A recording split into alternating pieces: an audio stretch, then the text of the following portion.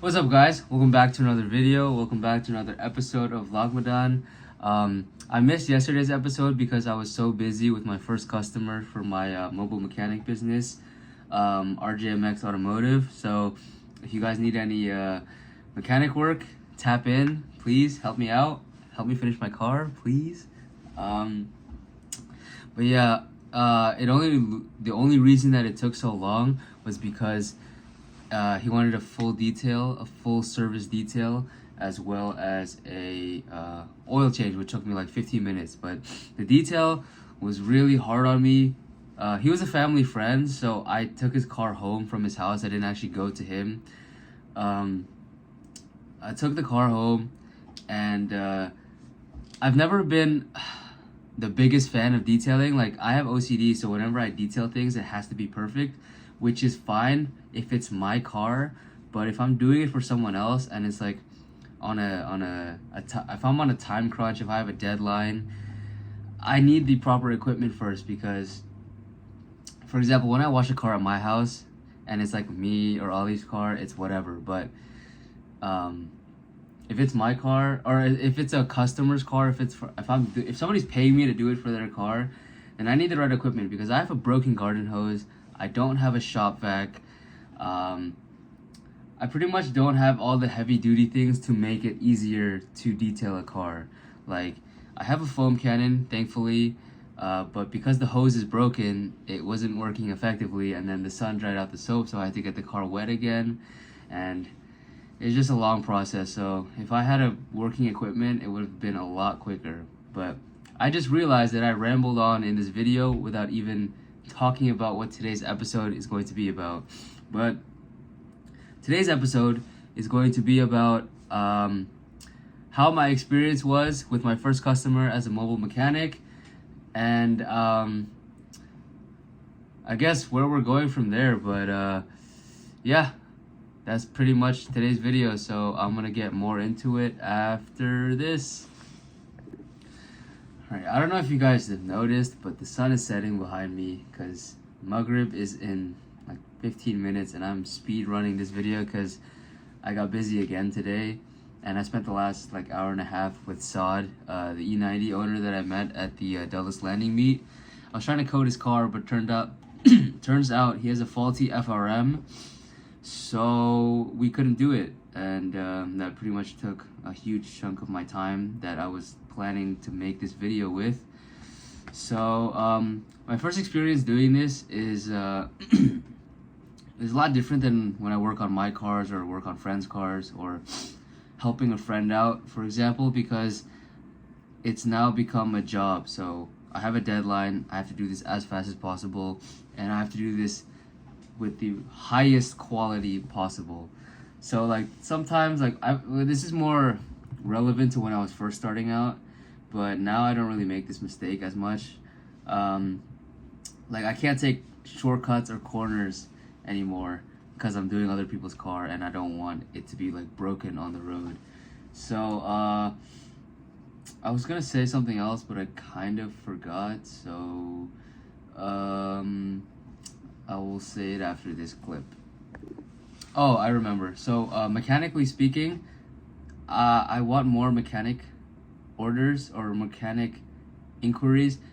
I want more people to book me for their mechanic needs, not for detailing needs, because I do not have the equipment or the bandwidth to be a detailer right now, especially with my leg being like broken, or it's not broken, but it's not what it used to be. So I really don't want to be a detailer right now, but we'll see in the future. So I'm taking that off my listing and making it sort of like a friends and family exclusive only, but you guys have to come to me.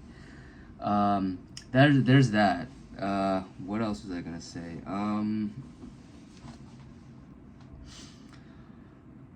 Oh, okay, I remember. So well, actually, before I say anything, here is sort of a video that I made this morning of yesterday when I detailed the entire car. So enjoy this. I think it's like a 3-minute clip. So yeah.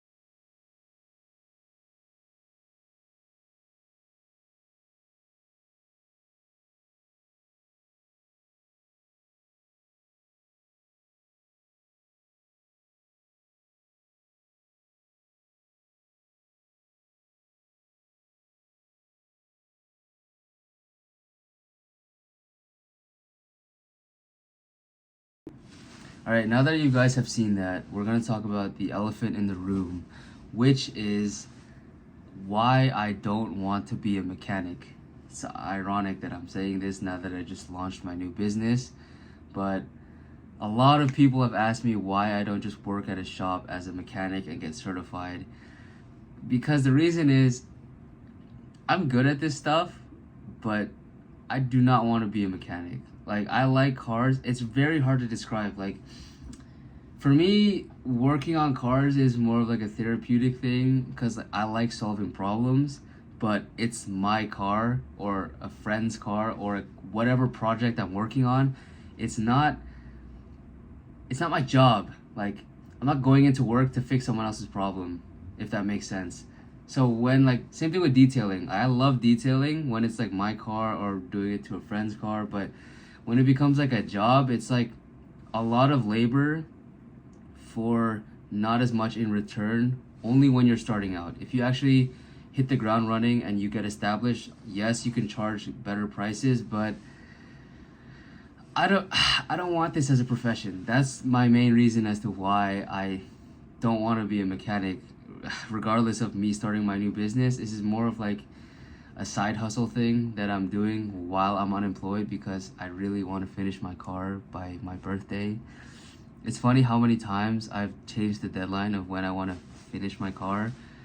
Before it was January, then I said March, and then I said Eid, and now I'm saying my birthday because I still don't have a job. So we're on some entrepreneurial things right now. So just stay tuned because I'm working really hard to try and get this car finished. So this income plus my tax return should be enough to get me back on the road, and I'm really excited to show you guys what's to come of my car and really just come back from the long hiatus that I've had from the car world. So yeah, I forget if I mentioned this at all, but so I talked about not wanting to be a mechanic, and I think the only thing left I have to mention is how my experience was with my first customer, ignoring the fact that he's a family friend. I mean, since he was treating it as serious as I was treating it, so like we weren't really like family friends in this situation. We're more like business and client. So I mean, it was nice. It was like, it was very professional, so I didn't really have any complaints about it. And now I'm thinking that in the future, obviously when I go to other people's houses and whatnot and fix their cars, I actually got an inquiry on Facebook Marketplace, so hopefully that one works out.